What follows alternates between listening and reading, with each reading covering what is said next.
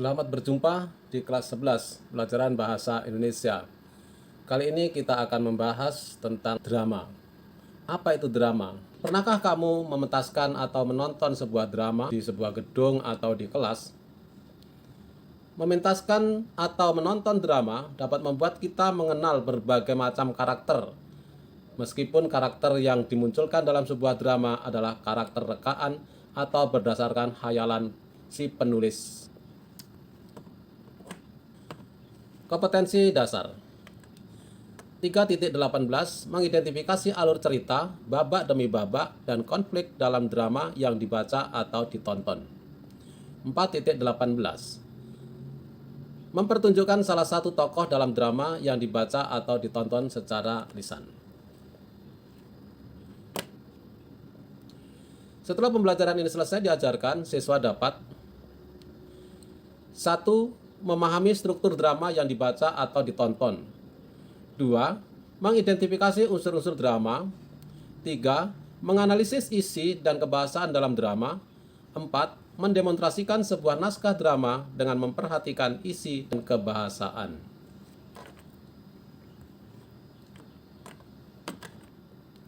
Sebuah cerita drama pun harus bergerak dari suatu permulaan melalui suatu bagian tengah menuju suatu akhir. Ketiga bagian itu diapit oleh dua bagian penting lainnya, yakni prolog dan epilog.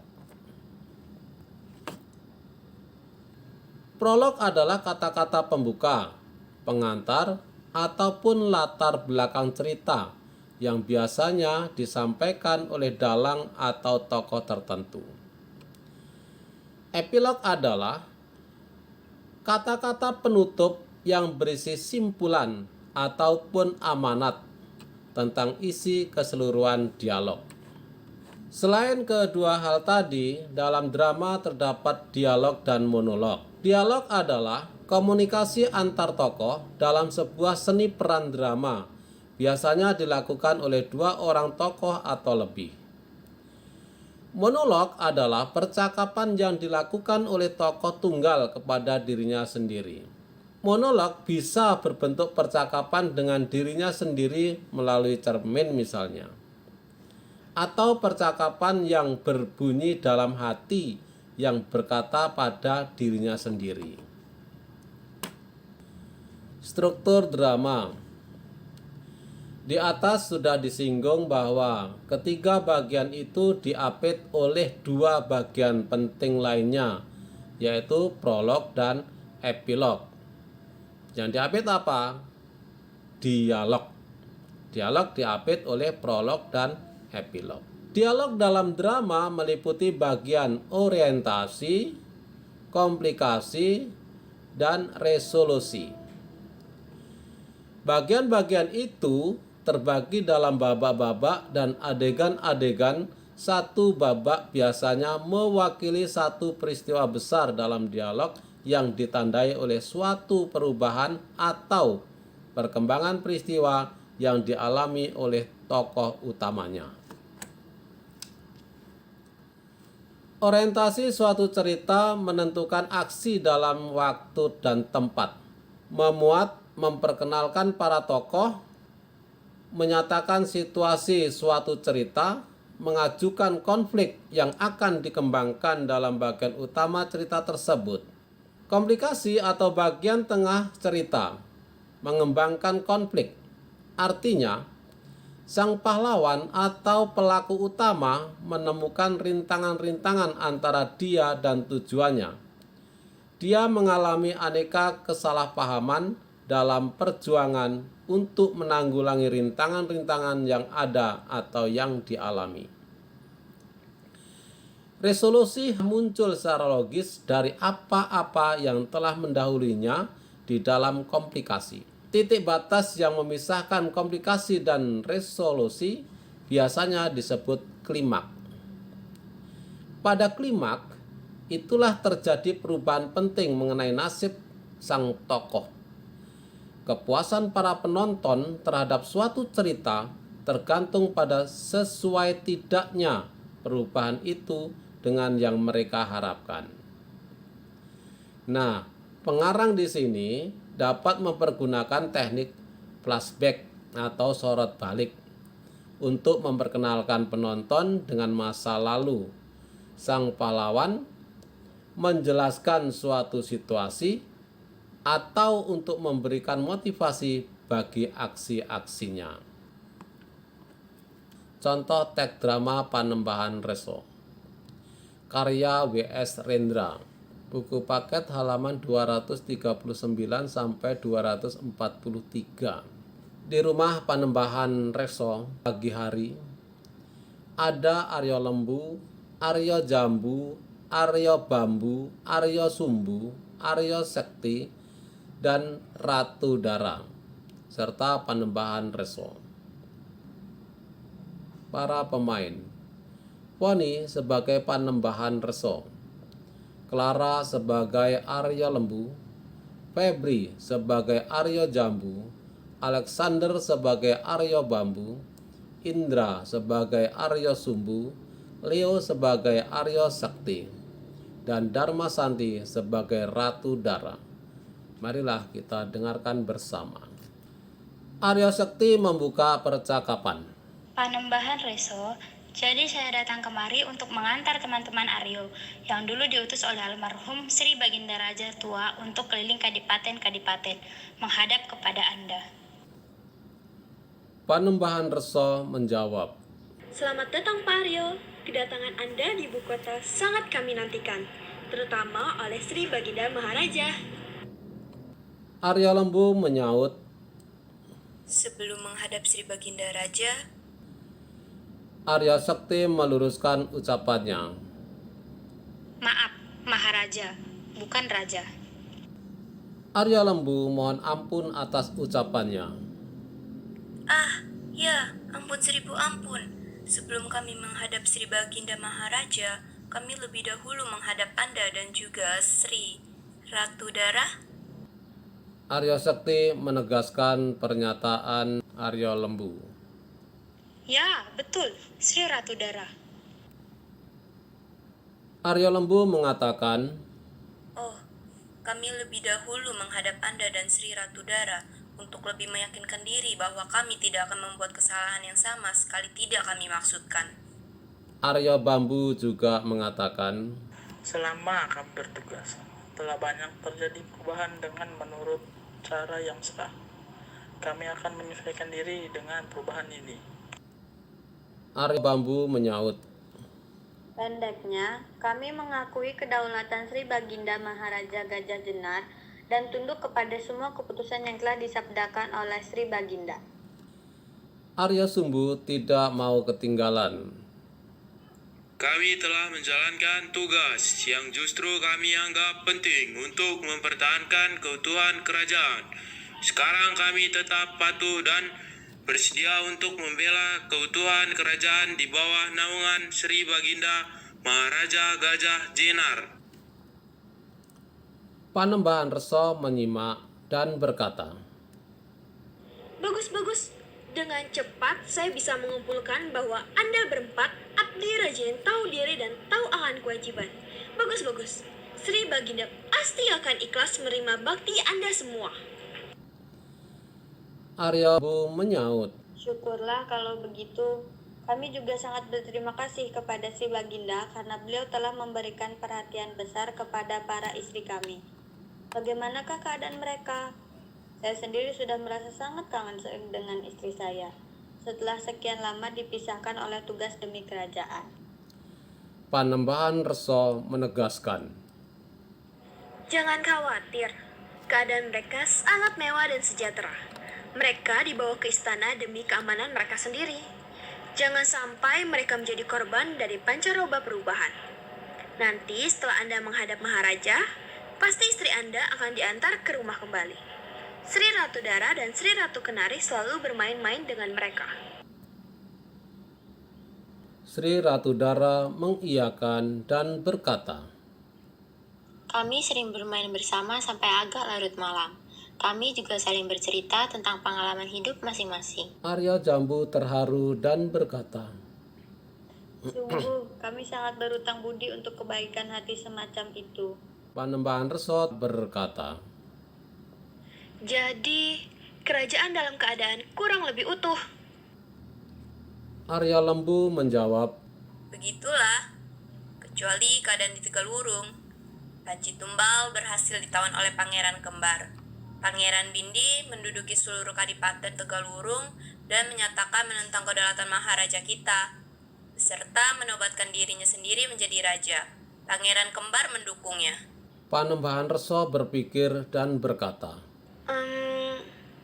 Ini bukan persoalan remeh. Sri Ratu Dara menjelaskan, Ia bukan putra tertua dari almarhum Sri Baginda Raja yang dulu.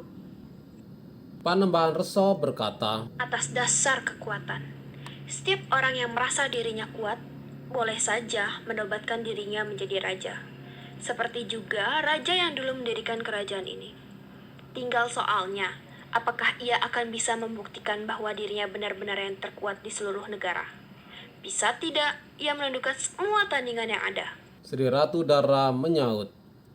Jadi, ia menantang kekuasaan Maharaja kita. Panembahan Reso melanjutkan ucapannya. Sanggupkah Maharaja kita menyingkirkan dia?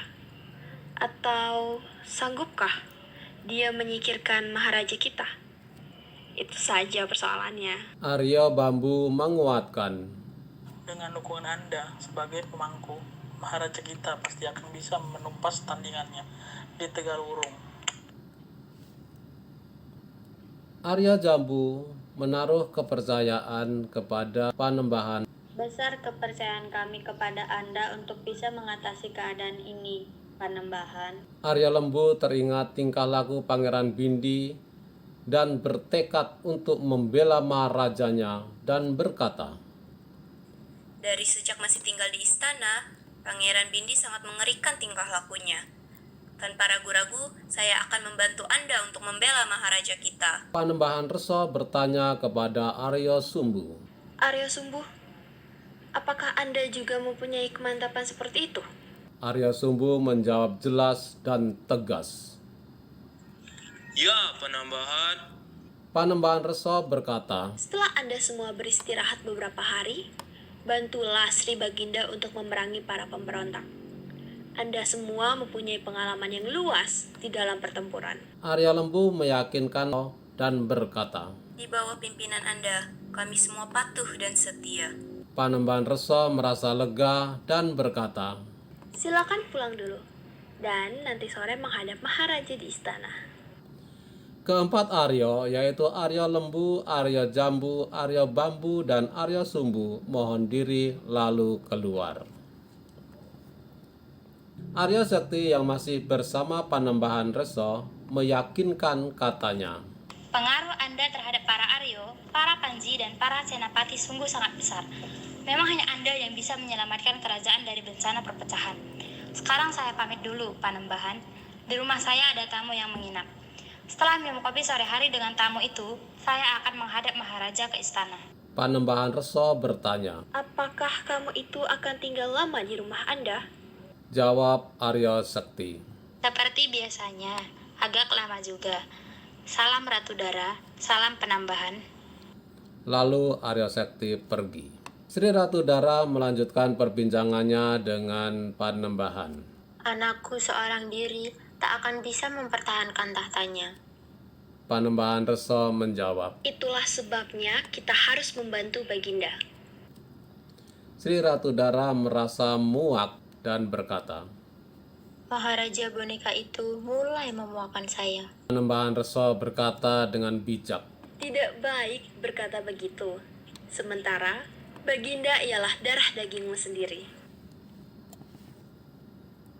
Sri Ratu Dara berdetak kagum dan berkata, Panembahan suamiku, ternyata Anda begitu kuat dan berkuasa. Kenapa Anda tidak ingin menjadi raja? Panembahan Reso tertawa dan menjawab, Apa kurang enaknya menjadi orang tua dan pemangku? Sumber buku paket bahasa Indonesia kelas 11 halaman 239 sampai 243. Percakapan tadi dinamakan drama. Kata drama berasal dari bahasa Yunani yaitu draomai, yang berarti berbuat berlaku, bertindak, beraksi, dan sebagainya. Drama berarti perbuatan, tindakan, atau action. Drama dapat pula diartikan sebagai sebuah lakon atau cerita berupa kisah kehidupan dalam dialog dan lakuan tokoh yang berisi konflik. Dalam Kamus Besar Bahasa Indonesia atau KBBI, drama memiliki pengertian. Yang pertama, drama diartikan sebagai syair atau prosa yang menggambarkan kehidupan dan watak melalui tingkah laku atau acting atau dialog yang dipentaskan. Kedua, cerita atau kisah yang melibatkan konflik atau emosi yang khusus disusun untuk pertunjukan teater. Pengertian lain, drama adalah kisah kehidupan manusia yang dikemukakan, dipentas berdasarkan naskah, menggunakan percakapan, gerak laku, unsur-unsur pembantu seperti dekorasi, kostum, rias, lampu, musik, dan sebagainya, serta disaksikan oleh penonton. Mari kita masuk dalam mengidentifikasi unsur-unsur drama. Unsur-unsur drama. Yang pertama adalah latar. Latar tempat yaitu penggambaran tempat kejadian di dalam naskah drama seperti di rumah, medan perang, di meja makan, dan sebagainya. Latar waktu yaitu penggambaran waktu kejadian di dalam naskah drama seperti pagi hari pada tanggal 17 Agustus 1945, malam hari, dan sebagainya. Latar suasana yaitu penggambaran suasana yang melatar belakangi terjadinya adegan atau peristiwa dalam drama. Suasana sedih, riang, gembira, dan sebagainya. Kemudian unsur drama berikutnya adalah penokohan. Tokoh-tokoh di dalam drama diklasifikasikan atau dikelompokkan sebagai berikut. Tokoh idaman. Tokoh ini berperan sebagai pahlawan dengan karakternya yang gagah, berkeadilan, atau terpuji. Ada tokoh gagal atau tokoh badut. Tokoh ini yang mempunyai pendirian yang bertentangan dengan tokoh lain. Kehadiran tokoh ini berfungsi untuk menegaskan tokoh lain itu.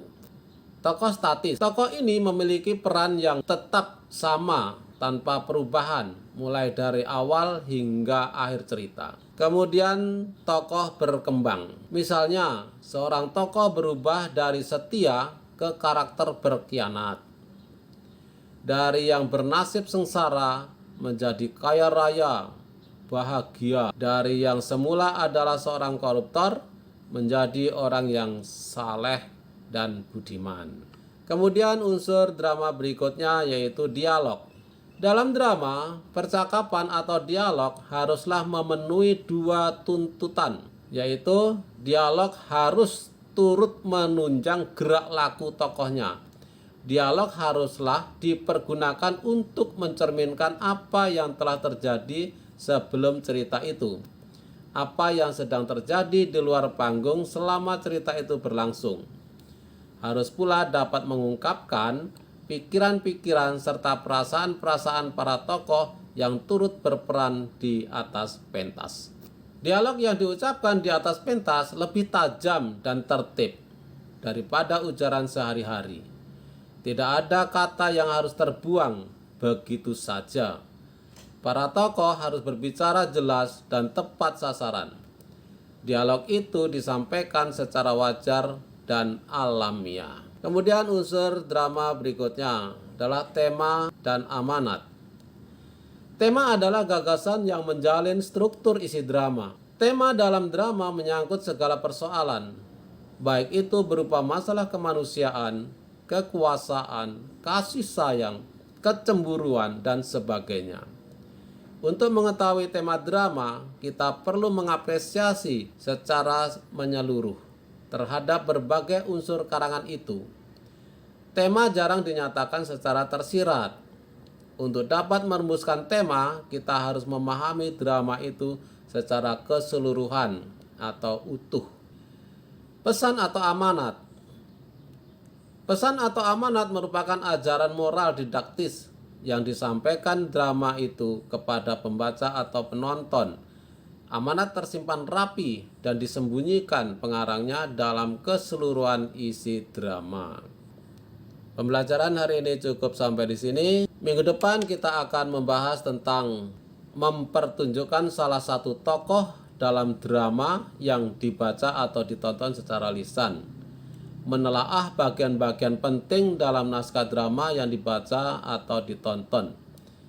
Dan menampilkan seorang tokoh dalam drama yang dibaca atau yang ditonton. Terima kasih. Sampai jumpa minggu depan.